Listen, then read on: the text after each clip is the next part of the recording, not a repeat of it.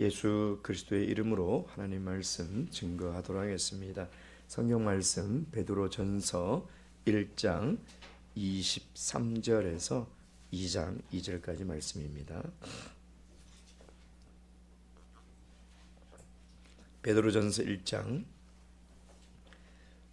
23절에서 2장 2절까지 말씀. 1장 23절에서 2장 2절까지 말씀 찾으셨으면 저와 함께 한 목소리로 읽도록 하겠습니다. 23절부터 2장 2절까지 말씀 시작. 너희가 거듭난 것이 썩어질 씨로 된 것이 아니요 썩지 아니할 씨로 된 것이니 하나님의 살아있고 항상 있는 말씀으로 되었느니라. 그러므로 모든 육체는 풀과 같고 그 모든 영광이 풀의 꽃과 같으니 풀은 마르고 꽃은 떨어지되 오직 주의 말씀은 세세토록 있도다 하였으니 너희에게 전한 복음이 곧 이 말씀이니라. 그러므로 모든 악독과 모든 괴율과 외식과 시기와 모든 비방하는 말을 버리고 갓난 아이들 같이 순전하고 신령한 젖을 사모하라. 이는 이로 말미암아 너희로 구원에 이르도록 자라게 하려 함이라. 아멘. 흔히들 기독교를 계시의 종교, 말씀의 종교다 이렇게 이야기를 합니다. 사실 이 개념은 종교 개혁 이후에 생겨난 말이라는 것이죠.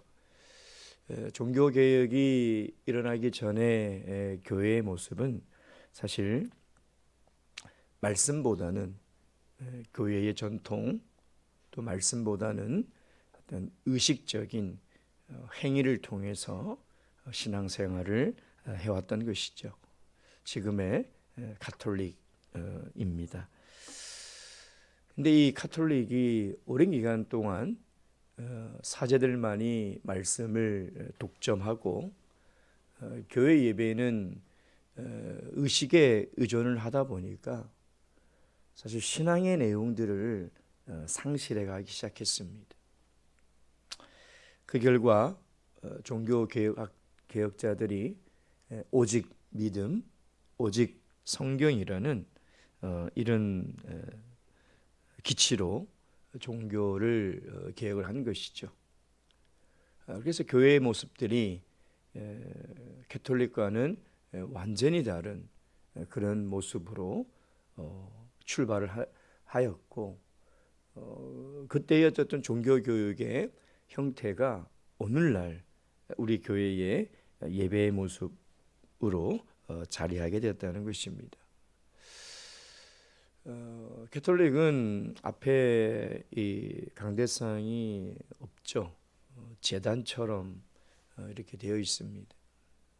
그것이 굉장히 심플하게 이렇게 강대상이라는 말씀을 증거하고 선포하는 형태로 바뀌게 되었습니다.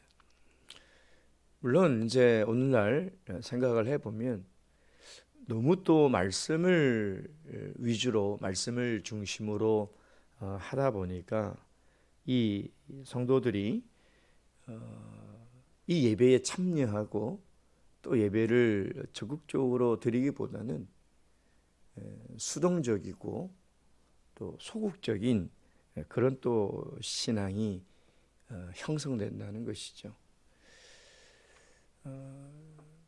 그러다 보니까 사실 어떤 예식, 성찬례라든지 세종례라든지 이런 그 참여하는 그러니까 말씀을 경험하고 말씀에 동참하는 그런 또 힘은 또 사라진 것이 현실입니다. 제일 심각한 문제는 말씀 읽고루 예배라는 이 잘못된 생각이라는 것이죠.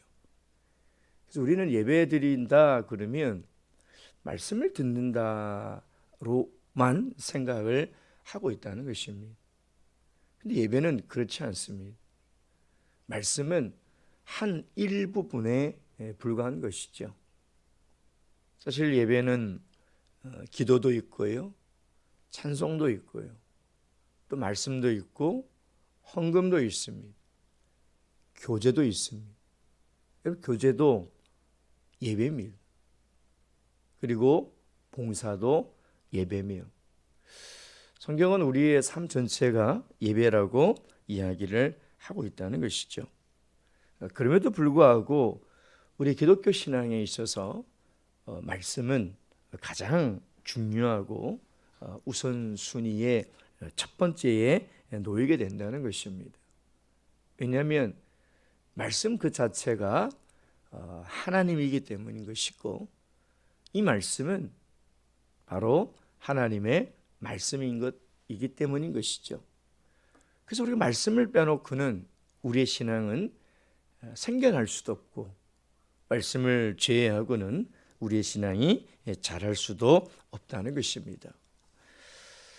우리가 1박 2일 동안 이렇게 특별 집회라는 이름으로 시간을 갖는 것은 무엇보다도 우리가 말씀을 통해서 우리의 신앙을 성장하고 말씀을 통해서 우리가 깨닫기 위함인 것입니다. 오늘도 이 말씀을 통해서 우리의 신앙이 더욱더 견고해지고 또 성장할 수 있는 그런 축복이 오늘 이 시간 저와 여러분에게 함께하기를 주님의 이름으로 축원드립니다. 첫째, 이 본문의 말씀을 통해서 이 말씀의 중요한 역할이 뭔가 23절 말씀 읽도록 하겠습니다. 시작. 너희가 거듭난 것이 썩어질 씨로 된 것이 아니요 썩지 아니할 씨로 된 것이니 하나님의 살아있고 항상 있는 말씀으로 되었느니라. 말씀에 가장 중요한 역할이 있다면 인간을 거듭나게 하고 그 거듭난 그리스도인을 성장하게 한다는 것입니다. 여러분 여기 23절에 보면 베드로 사도는 두 가지를 대조하고 있습니다. 썩어질 씨와 썩지 아니할 씨. 이 씨라는 것은 하나님의 말씀을 비유하고 있는 것이죠. 그래서 24절부터 25절까지 이 말씀은 그 말씀이 어떻게 영원한가, 이 말씀이 세세토록 영원해서 영원한 생명이 있다는 것이죠. 야고보서 1장 18절 말씀 보도록 하겠습니다. 야고보서 1장 18절 말씀.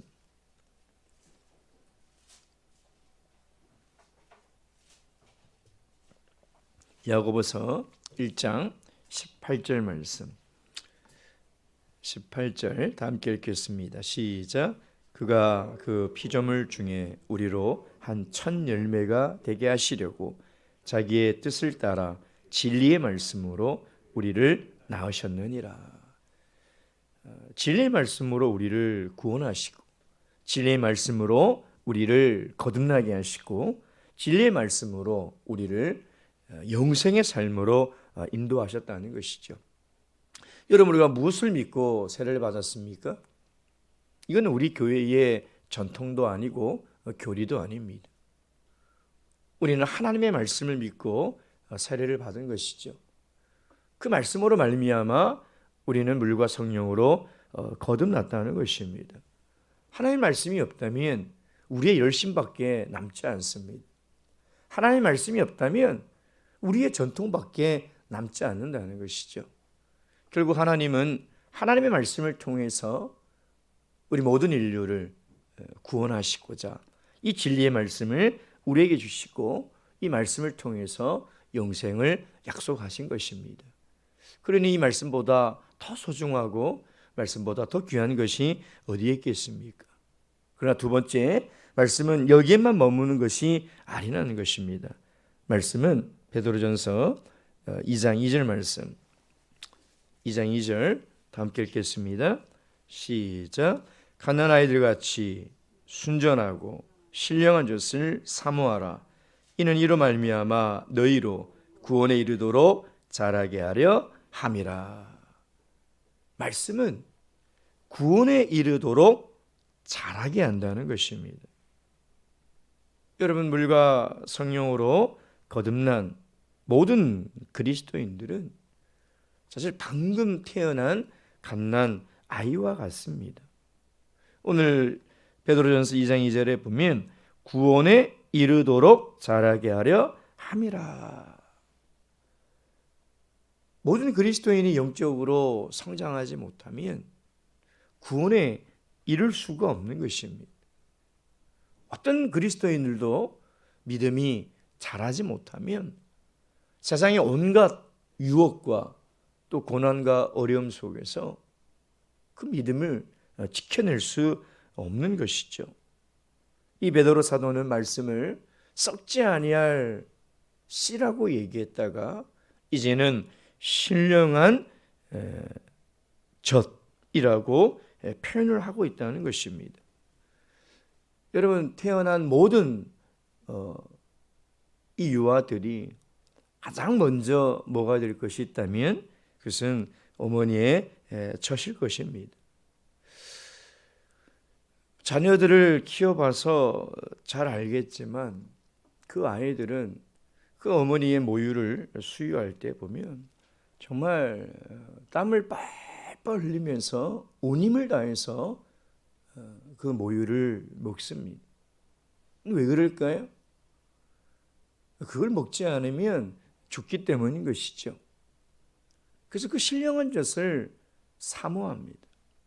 그 말씀을 먹지 않으면 내가 살 수 없고 그 말씀을 내가 먹지 않으면 내가 성장할 수 없다는 것을 본능적으로 안다는 것이죠. 여러분, 우리가 구원을 온전히 이루기 위해서는 반드시 자라야 합니다.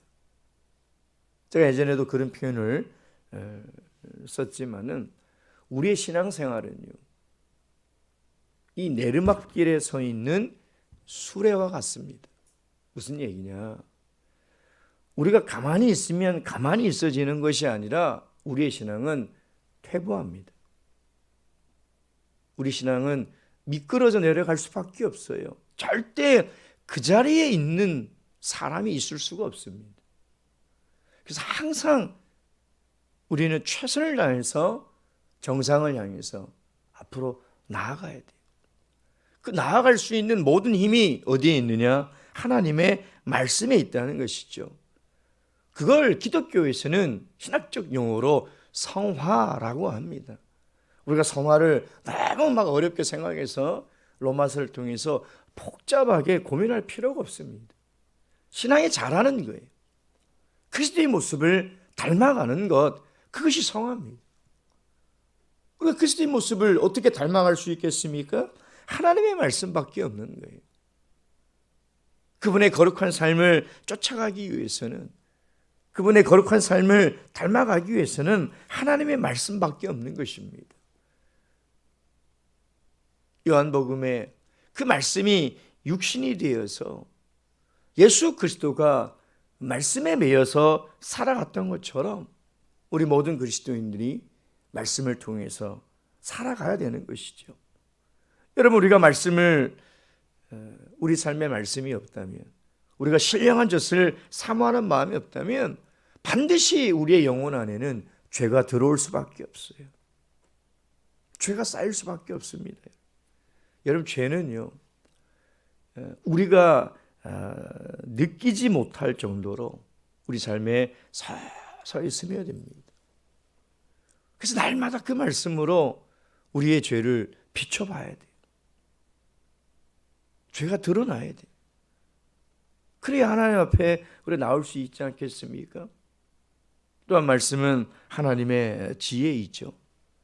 여러분, 우리가 구원의 마지막까지 살아가면서 가장 중요한 게 뭐냐?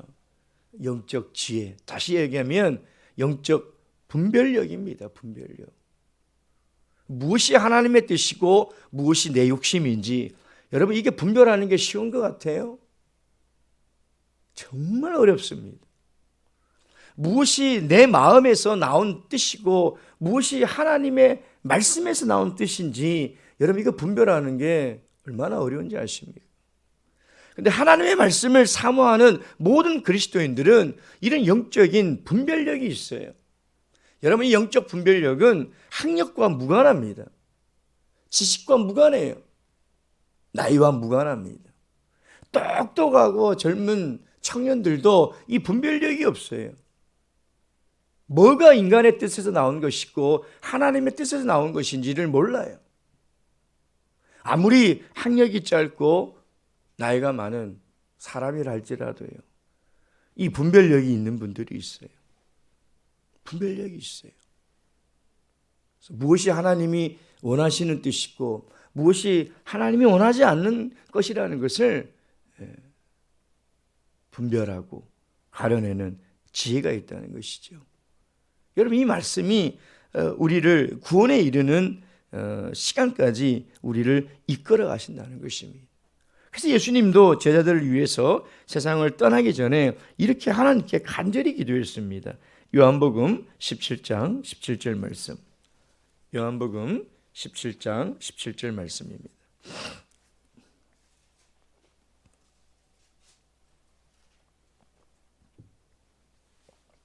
다 함께 읽겠습니다. 요한복음 17장 17절 말씀. 요한복음 17장 17절 말씀입니다. 17절 시작.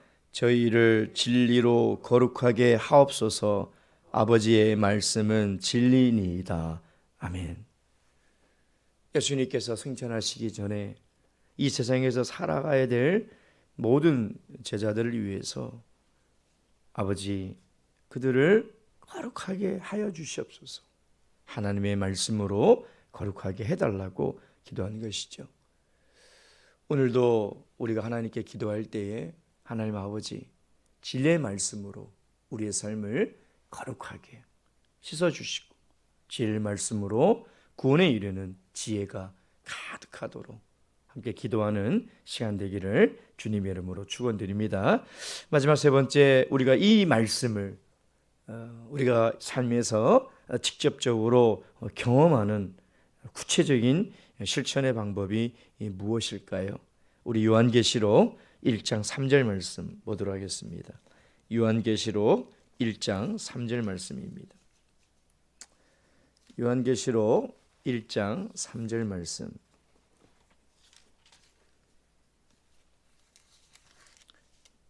다 함께 읽겠습니다. 3절 시작. 이 예언의 말씀을 읽는 자와 듣는 자들과 그 가운데 기록한 것을 지키는 자들이 복이 있나니 때가 가까움이라. 아멘.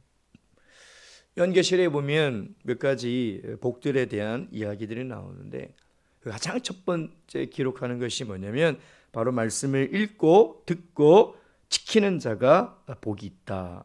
그 이유가 뭐냐면 때가 가까웠다는 것이죠.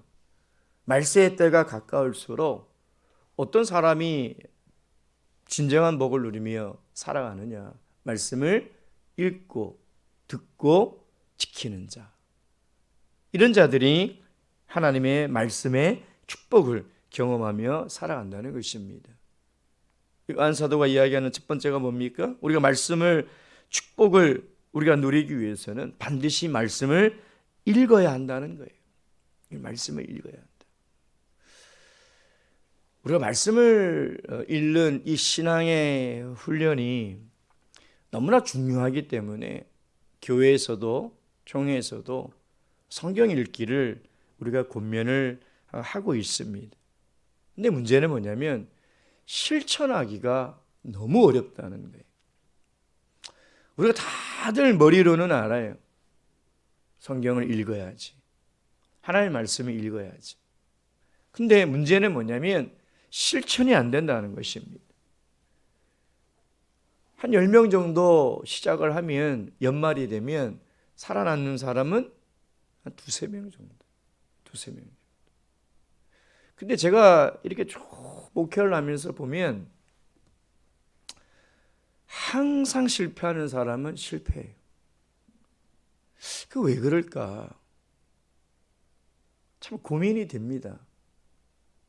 이것이 무슨 숙제처럼 과제처럼 돼서도 안 되는 것인데 왜 이렇게 성경을 읽는 것이 이렇게 안 될까? 이 말씀이 우리에게 축복이라는 것을 알지 못하기 때문인 것이죠. 여러분, 말씀을 읽는 자에게 하나님은 마지막 때에 복을 주십니다. 하나님 말씀을 읽는 자와 함께 하신다는 것이죠. 우리가 거룩한 일이, 가장 기본적으로 거룩한 일이 뭐냐? 성경을 읽는 거예요. 내가 거룩한 삶을 살아갈 수 있는 첫 번째 첫걸음이 뭐냐? 하나님 말씀을 읽는 것이라는 것입니다. 그래서 과거에 우리 신앙의 선배들은 성경을 읽는 것을 거룩한 독서라고 얘기했습니다. 거룩한 독서. 예. 여러분, 이제 2023년도도 이제 중반을 향해서 달려가고 있습니다. 우리가 거룩한 삶을 살아갈 수 있는 그 능력, 또 하나님의 축복의 비밀은 멀리 있는 것이 아니에요. 우리에게 가장 가까이 있는 이 성경, 하나님 말씀을 읽는 데에서 시작한다는 것이죠. 얼마 전에 저희 우리 강남교회 성도님인데 작년에 성령을 받으시고 신앙생활을 이렇게 하시는 분이에요. 같이 성경 공부를 하는데 이제 성경 읽기를 시작을 했다고 하시더라고요. 그래서 어디까지 읽으셨습니까? 그랬더니 아주 수줍은 얼굴로 하면서 세 번째 읽는다는 것입니다. 3월이 됐는데 도대체 성경을 얼마나 읽으시길래, 저도 열심히 읽는다고 읽는데 1년에 겨우겨우 해도 3번 정도 읽는 것이 쉽지가 않거든요. 근데 그분은 그 속도로 가면 올해 한 10번 정도는 성경을 읽겠다라는 생각이 들더라고요. 이것이 하나님의 복이라는 것입니다. 여러분, 우리가 매일매일 성경을 읽는 것, 이것이 하나님의 축복을 누리는 첫걸음임을 꼭 깨달으셔서 말씀을 늘 가까이 하시길 주님의 이름으로 축원드립니다. 두 번째, 우리가 말씀의 축복을 경험하려면 오늘 요한 사도가 뭐라고 얘기하고 있습니까? 말씀을 들어야 한다는 것이죠. 말씀을 들어야 한다. 저는 이 말씀을 생각하면서 왜 요한은 성경을 듣고 읽는 것이 아니라 읽고 듣는다라고 이야기를 했을까? 그건 아마도 성경을 읽기는 읽지만 이 성경을 읽는 것을 통해서 하나님의 음성을 듣지 못할 수도 있기 때문이라는 것이죠. 여러분, 우리가 하나님의 말씀을 읽을 때 정말 중요한 태도가 있습니다. 그건 뭐냐면 하나님이 나에게 말씀을 하신다는 거예요. 우리가 무슨 책을 읽듯이 이 말씀을 읽다 보면 하나님의 음성을 듣지 못합니다. 지식적으로는 잘 알아요. 뭐 지명이 어떻고 사람이 어떻고 어떤 사건이 일어났고 줄줄이 다 잘 아는데 정말 그 말씀을 통해서 하나님이 우리에게 이야기하는 메시지, 그 음성을 듣지 못한다는 것이죠. 그래서 우리의 과거의 선조들은 하나님의 말씀을 읽으면서 이 말씀 속에서 하나님의 음성을 듣고자 했던 훈련이 있어요. 그게 바로 묵상입니다. 묵상. 하나님의 말씀을 그냥 읽고 지나가는 것이 아니라 그 말씀 앞에 서서 진지하게 하나님의 음성을 듣고자 머물러 있는 거예요. 최근에 강남교회 청년들과 올해 들어와서 이 묵상 훈련을 매일 하고 있는데요. 안 하던 것을 하려다 보니까 참 어려워요. 근데 한 달이 지나고 조금씩 지나면서 그 묵상의 맛을 알아가는 이 청년들이 생겨나더라는 것이죠. 묵상은 마치 소가 되새김질 하듯이 그 말씀을 또 씹고 또 씹는 거예요. 계속 말씀을 씹다 보면 어떻게 되느냐? 이게 소화가 잘 돼요. 정말 내 것이 된다는 거예요. 근데 우리가 성경을 읽거나 또 말씀을 듣고 그래 그렇지 좋은 말씀이야 그렇게 살아야지 하고 지나가 버리고 가버린다면 듣기는 들었지만 이건 내 것이 될 수가 없어요. 머리로는 많이 들어서 알지만 이 말씀은 내 말씀이 아니에요. 하나님이 나에게 주신 말씀이 될 수가 없다는 것입니다. 근데 이 말씀을 한 주 동안 계속 이 말씀 앞에 머물러서 이 말씀을 통해서 하나님의 음성을 듣고자 묵상하는 거죠. 묵상이라는 그 원어가 하가라는 단어를 쓰는데요. 이 단어가 참 재밌어요.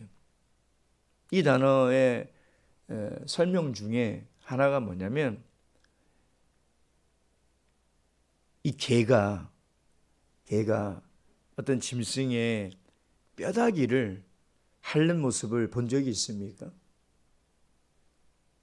돼지뼈가 됐든 소뼈가 됐든 그러면 그 핥을 때 어떻게 핥아요? 그냥 대충 뜯어먹고 버립니까? 정말 그 뼈에 안에 있는 모든 단물까지 다 빨아먹듯이 하루 종일 핥습니다. 그 말이 묵상이라는 말이에요. 그 말이 묵상. 그것이 하가라는 단어 묵상이라는 말이죠. 여러분 하나님의 말씀을 읽고 어떻게 지나가십니까? 하루 종일 그 말씀을 두고 되새기면서 그 말씀이 내 것이 되어되도록 체화되도록 살아가고 있습니까? 베레아 사람처럼 말씀을 듣고 그냥 지나가는 것이 아니라 날마다 상고하며 그 말씀의 능력을 체험하며 살아가고 계십니까? 여러분 정말 우리가 이 하나님의 말씀을 통해서 하나님의 음성을 들을 수 있다면 그것만큼 귀한 시간이 어디 있겠습니까? 하나님의 음성은 그냥 환상 중에 들려오는 것이 아니라 이미 우리에게 주신 이 말씀 속에서 들려온다는 것입니다. 늘 하나님의 이 말씀을 통해서 살아계신 하나님의 음성을 듣는 축복이 저와 여러분의 있기를 주님의 이름으로 축원드립니다. 마지막 세 번째, 우리가 말씀의 축복을 경험하기 위해서는요, 말씀을 지켜야 한다는 것입니다.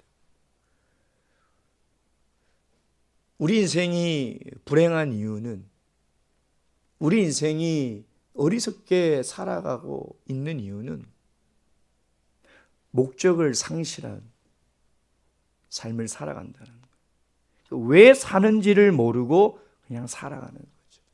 그냥 열심히. 이게 정말 불행이에요.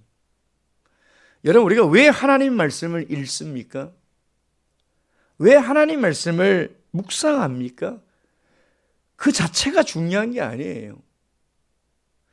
그 자체가 목적이 아니라는 겁니다. 근데 많은 성도들이 말씀을 읽는 게 그냥 목적이에요. 그래서 아이고 나 많이 읽었어. 열심히 읽었어. 열심히 묵상했어. 그래서 뿌듯해하는 거예요. 그것으로. 그러니까 그것이 마치 내 신앙이 된 것처럼 착각을 일으키고 환각을 일으켜버리는 바리새인이 돼가기 시작. 율법적인 신앙인이 돼가기 시작하는. 말씀을 읽는 목적은 말씀을 읽는 것이 목적이 아니고, 말씀을 묵상하는 목적은 그것이 목적이 아니라는 거예요. 그 말씀을 통해서 하나님께 나아가야 해요. 그 묵상함을 통해서 늘 그리스도 안에 거하며 살아가기를 위해서 우리가 말씀을 읽고 묵상하라는 거예요. 그것이 목적이 될 때 우리는 말씀이 우리 삶의 영원한 씨가 되고 이 말씀의 축복을 누리며 살아갈 수 있다는 것이죠. 여러분, 우리가 하루 이틀 말씀을 읽지 않는 것 절대 편하지 않습니다. 말씀 하루 이틀 안 읽었다고 우리의 믿음이 막 갑자기 무너지고 막 신앙생활이 잘 되지 않고 절대 그러지 않아요. 근데 그것이 한 달, 6개월, 1년, 3년, 5년 지나가면 엄청난 차이를 만들어낸다는 거예요. 제가 20년 넘게 목회를 하면서 목회 초기에 얼마나 많은 것들을 고민하고 또 목회를 하면서 했겠습니까? 근데 지금 깨달아지는 것이 뭐냐면 목회에서 가장 중요한 건 말씀을 읽고 기도하는 거예요. 이게 제일 중요해요. 교회 성장을 위해서 성도들을 훈련해서 아무리 많은 것이 있어도요. 말씀 읽고 기도하는 것. 이게 되지 않는 그 어떤 것들도 그건 다 허상에 불과한. 그건 모래 위에 집을 짓는 정말 쓸모없는 일들이라는 것입니다. 말씀을 읽어야 돼요. 말씀을 들어야 되고 말씀을 실천해야 되는. 그러기 위해서 우리가 하나님께 기도해야 되는.